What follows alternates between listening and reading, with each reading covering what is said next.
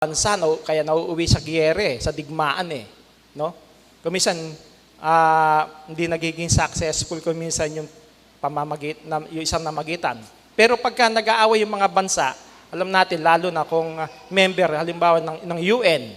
So yung UN, United Nations, ang siyang mangangasiwa niyan, yung Secretary General niyan, ang siyang talagang mangangasiwa niyan. O kaya yung mga walang kinikilingang mga bansa, neutral na mga bansa, no?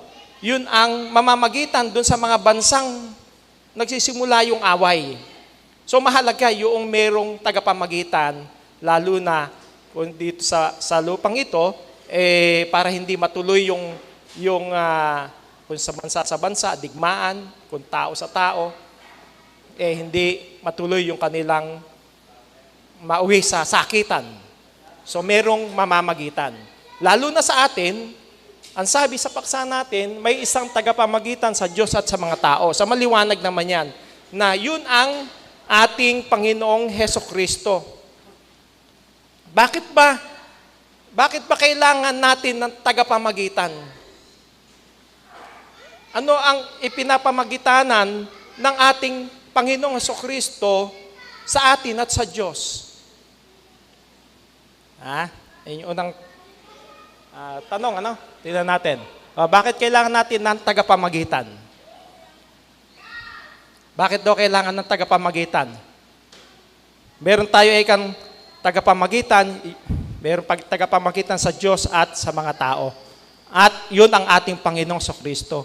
Bakit kailangan na ang Panginoong Sokristo mamagitan sa atin? Ano ang dahilan? Unang dahilan.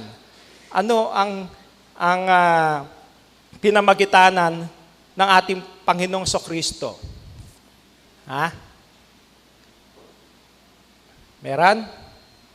Ano yung, bakit kailangan natin ng tagapamagitan? Sister Blessing nga.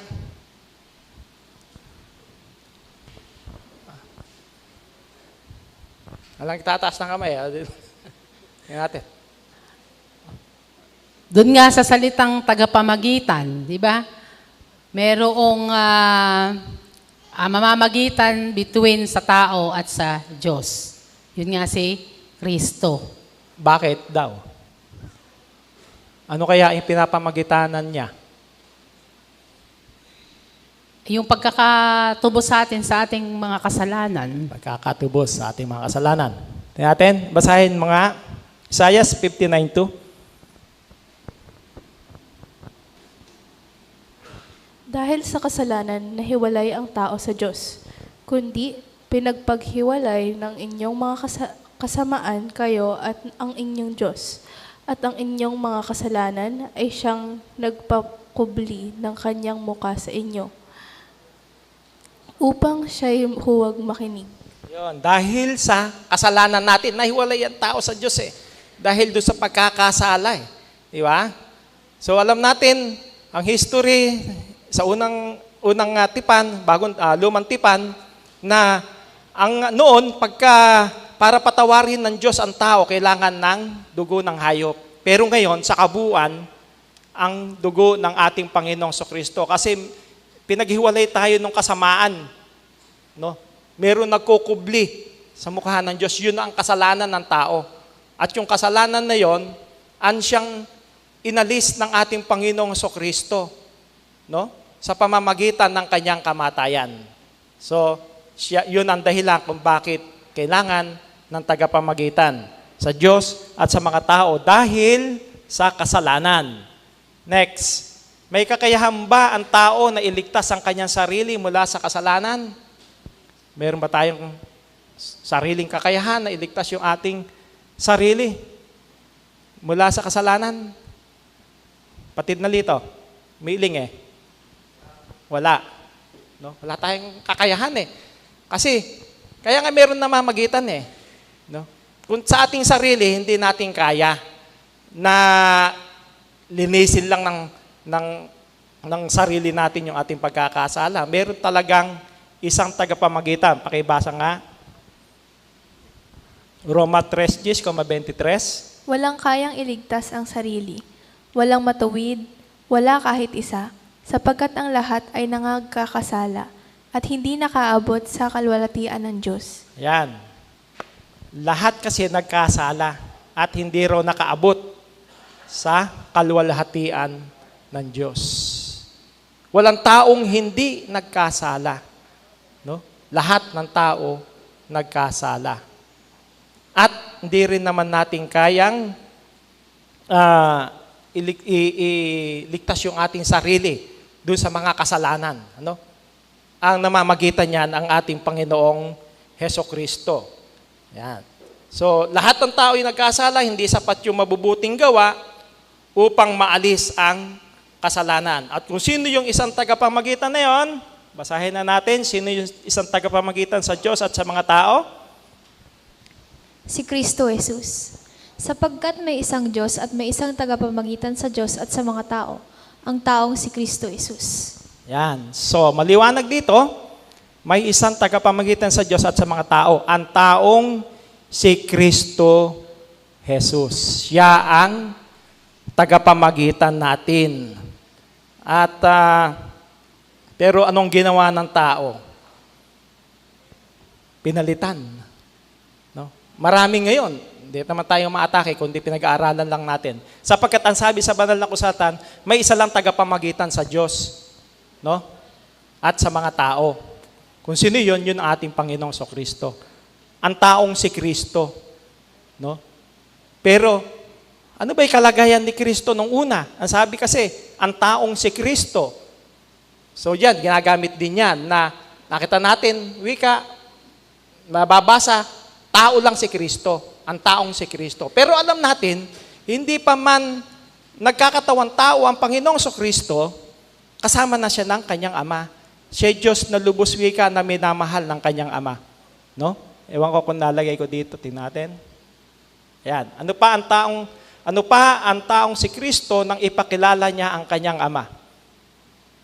So, ibig sabihin, tao siya nung ipakilala niya yung kanyang Ama sapagkat sinugo ng Ama si Kristo bilang tao, nagkatawang tao siya dito sa lupa, pero bago siya nagkatawang tao, ano ang kanyang kalagayan? 1:1:18.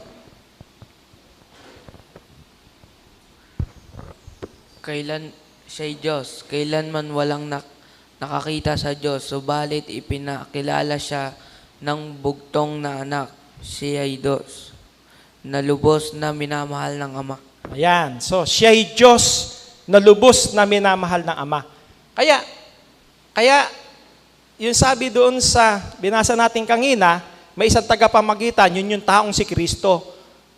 No? Nung siya'y magkatawang tao, sapagkat kinakailangan na yung lupang katawan na ito, na ipinagkaloob sa Kanya, yun ang siyang ipantutubos sa kasalanan.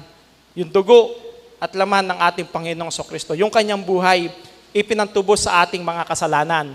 Pero bago pa man siya magkatawang tao, ang sabi, siya'y Diyos na lubos na minamahal ng Ama. So, andun yung Kanyang pagiging Diyos. Hindi basta isang ordinaryong tao lang, no? Kundi nasa Kanya yung kalagayang Diyos. Nasa Kanya wika yung buong kapuspusan ng Diyos. Kaya siya'y Diyos, wika na lubos na minamahal ng Ama. Pero sino ang mga kinilala ng iba na tagapamagitan ng tao sa Diyos? Sino'y kinilala ng iba? Kasi ang sabi, maliwanag dun sa ating paksa, may isang tagapamagitan lang sa Diyos at sa mga tao. Pero ano ang ginawa ng tao? Diba? Pinilitan, dinagdagan. Ayan, yung mga santo. Saints. Diba? Tulad niya, kahapon, o hanggang ngayon, November 1, November 2, All Saints Day, All Souls Day, no? Maraming gumawa niya na ipinapanalangin yung kanilang patay. Pero alam naman natin kung ano yung kalagayan ng patay ngayon, di ba? Yung patay, ala na eh. Ala na siyang alam eh. So, kayo ipinapanalangin. Kung kani-kanino ipinapanalangin. na mga kinikilalang santo ng tao. Pero alam natin, lahat ng santo, maging si Pablo, si Pedro, patay pa rin hanggang ngayon. Kaya paano kang mananalangin kay Pablo, kay Pedro, kay Maria? Papanalangin. Hihingin mo sa kanila, di ba? Ipanalangin mo kami kung sino-sino santo ibabanggitin. Ipanalangin mo kami. Paulit-ulit yon. Maliwanag naman sa banal na kasulatan na ang taong namatay, patay pa rin hanggang ngayon. Walang alam. Kaya paano mong hihilingin sa Kanya yung iyong panalangin para yung panalangin mo, siya ang magdulog doon sa Diyos, maging tagapamagitan yung mga santong kinikilala ng tao. So, hindi po pwede sapagkat masisira ang kasulatan, sapagkat ang sabi, may isang tagapamagitan lang at yun ay si Kristo. Wala nang iba. Kahit si Pablo, si Pedro, sino man, si Juan na malapit sa Panginoong Kristo, si Maria na kanyang ina sa laman, na nagsilang sa kanya, walang ganun na kayang ipanalangin sapagkat sila'y patay pa rin hanggang sa mga oras na ito. Diba? Sunod. Mapapalitan ba ang kalagayan ni Kristo bilang tagapamagitan sa Diyos? So, nandun nga, natalakay natin. Hindi mapapalitan. Ano ang katunayan sa banal na kasulatan? Hebreo 7:24-25. Di mapapalitan. Datapwat siya, sapagkat namamalagi magpakailanman ay may pagkasasedote siyang di mapapalitan. Dahil dito naman, siya'y nakapagliligtas na lubos sa mga nagsisilapit sa Diyos sa pamamagitan niya. Palibhasa'y laging nabubuhay siya upang mamagitan sa kanila. Yan. Laging nabubuhay siya upang mamagitan sa kanila. No? Mula nung umakyat sa langit ang Panginoong Kristo, buhay siya kasama ng kanyang Ama. At hindi mapapalitan yung kanyang pagiging saserdote, pagiging tagapamagitan ng tao sa Diyos. Siya lang siyang tagapamagitan natin, ng lahat ng tao, ang Panginoong Kristo lang ang siyang mamamagitan sa atin. Diba? Kung yun yung natandaan, nung panahon na si Pablo yata yun, saka si Bernabe, na napagkamalan ng mga tao na si Jupiter at si Mercurio, bumabae ka sa atin yung mga Diyos. Inaalalayan, nagbibigay ng alay na bulaklak. No? Pero ayaw ni Pablo, sasambahin sila eh. No? Ano ang sabi niya? Doon kayo, meron Diyos na dapat na sambahin, na alayan. Kami kay tao lang katulad nyo. Kaya mas mismo sila Pablo, yung mga alagad ng panahon, kahit na sila'y buhay pa noon, hindi sila napasamba, hindi sila namagitan, no, sapagkat alam nila, meron lang isang tagapamagitan, ang ating Panginoong Kristo. Kahit yung mga anghel, di ba? Yung mga anghel na sasambahin din ni Juan. Dahil napakita sa kanya yung anghel. Pero noong sabi ng anghel, huwag mong gawin yan. Ako'y alipin lang din ng Diyos. Di ba? So kahit sinong santo o anghel pa man, ang siyang bumaba, ang sabi nga ni Apostol Pablo, kahimat kami o mga anghel mula sa langit, ang siyang mangaral ng ibang ebanghelyo ay matakwil. Kung ang isang anghel magpapasamba, itakwil daw, sapagkat yun ay hindi katotohanan. Kahit ang mga anghel hindi pwedeng mamagitan sapagkat kapwa din natin silang lingkod ng Panginoon, alipin ng Panginoon. Ang isang tagapamagitan lang talaga sa Diyos at sa mga tao ay ang ating Panginoong Kristo. Sunod. Kung si Kristo ang tagapamagitan, kanino natin dapat ipahayag ang ating mga kahilingan? Ayan, given naman yung sagot, yung tanong, ano? Pag tayo nananalangin, di ba? Sa closing prayer natin, kanino natin hinihiling? sa Panginoong Hesukristo. Sapagkat yun ang kanyang bilin. Ano mismo ang sabi niya? John 14:13, ang Panginoong Hesukristo ang nagsabi. Sa Kanya, Kristo, at ang anumang inyong hingin sa aking pangalan ay yaon ang aking gagawin, upang ang Ama ay lumalhati sa anak. Ayun. Sa Kanya raw hingin, no? Sa ating Panginoong Hesukristo. Kaya tayo, pagka tayo nananalangin, sa closing, hinihingi natin sa Panginoong Hesukristo. Sapagkat siya ang tagapamagitan natin sa Diyos. Di ba? Ang Panginoong Hesukristo. Kaya sa Kanya natin hinihingi yung ating mga panalangin. Sino ang mga taong ipinamamagitan ni Kristo sa Diyos? Meron lang po ba ayon sa banal na kasulatan? Di man tayo umatake kundi talagang biblical. Pinag-aaralan natin eh. Meron nga naman talagang espesyal na talagang pinapamagitanan ng Panginoong Hesukristo sa Diyos? Meron lang ba? Sino ba ang kanyang, nung siya manalangin, sino idinadalangin niya? Buong sanlibutan ba idinalangin niya? Ha? Sino? Pati dalito? Ayan yung mic. Mga nasasakop po ng mga nabautismuhan sa Iglesia ng Diyos. Ayun. Tingnan natin. Kasi meron talagang particular na pinapamagitanan, mahirap din kasi na pinamamagitanan ng Panginoong Hesukristo. Ayon sa banal na kasulatan at sabi ng Panginoong Hesukristo,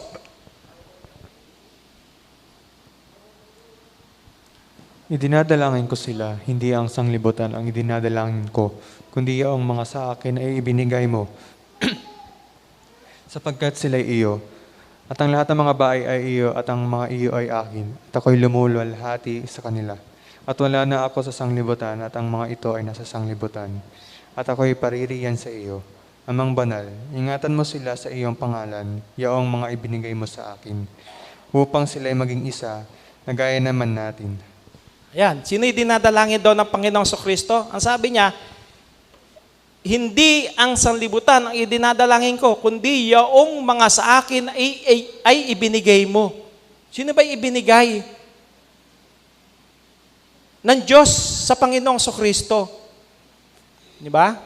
Ang sabi, ang Diyos wika ang tumatawag. Tinawag kayo upang ipakisama sa ating Panginoong Hesukristo. So yung mga tinawag ng Diyos, ipinakisama sa ating Panginoong Hesukristo, yung mga ipinakisama kay Kristo, yun yung idinadalangin ng Panginoong Hesukristo. Di ba? Kaya, maliwanag sa banal na kasulatan, talagang merong particular na dinadalangin ng Panginoong Hesukristo sa kanyang Ama. Yung mga ibinigay sa kanya ng Ama. Di ba? Sino yung mga ibinigay sa kanya ng Ama? Nung panahon, nung sinabi niya ito, sino ba yung mga alagad niya? Nasaan ba yung kanyang mga alagad? Ando sa iglesia ang pinangunguluhan niya. Diba? Yung iglesia ng Diyos na kanyang pinangunguluhan, yun ang ibinigay ng Diyos kay Kristo at yun ang idinadalangin niya sa Diyos na ingatan. No? Ingatan mo sila sa iyong pangalan, yaong mga ibinigay mo sa akin upang sila'y maging isa na gaya naman natin. So lahat tayo magiging isa kay Kristo at sa Diyos. Lahat ng mga tinawag ng Diyos na ibinigay sa Panginoong Hesukristo, pinangunguluhan niya, yun ang kanyang personal na idinadalangin sa Diyos. Diba? At alin yung ibinigay? Para mabasa natin. Ano ang ipinagkaloob ng Diyos kay Kristo para sa ibinigay sa Kanya? Ano rin ipinagkaloob ng Diyos kay Kristo doon sa mga ibinigay sa Kanya ng Diyos? Doon sa mga pinapamagitanan niya na mga tao. Ano yung ipinagkaloob ng Diyos kay Kristo? sa Efeso 1:20 hanggang 22.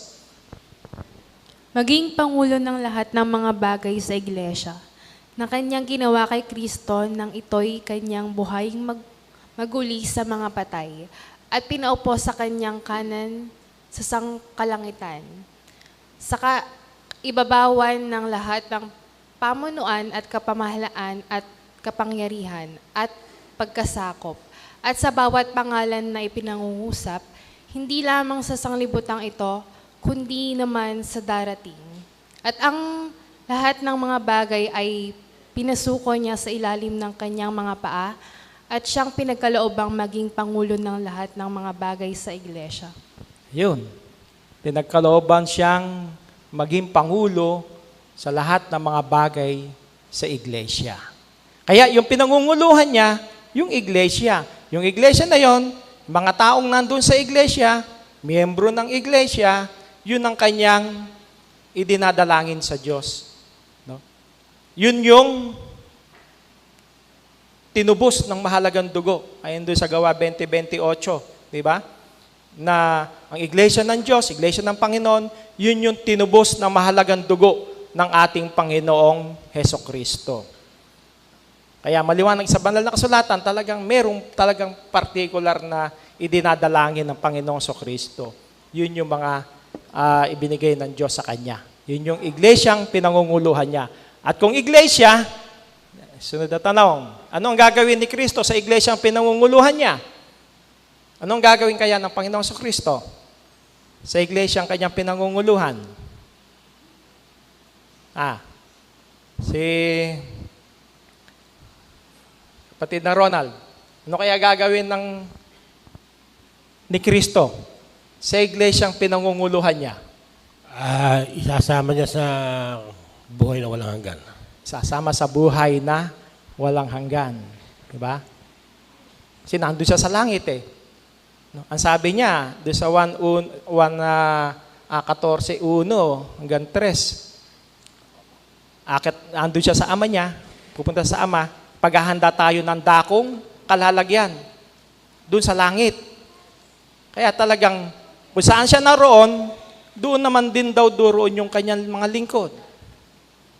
Kaya ngayon, na pangulo siya sa iglesia, doon tayo nagpunta sa iglesia. Di ba? Kasi siya ang pangulo sa iglesia, kaya nandun tayo sa iglesia ngayon. At ngayon, pagdating ng panahon, kung saan siya naroroon, andun siya sa langit, doon din naman tayo doroon. At maliwanag din naman na binabanggit, yung iglesyang kanyang pinangunguluhan, ano ang sabi? Efeso 5:23.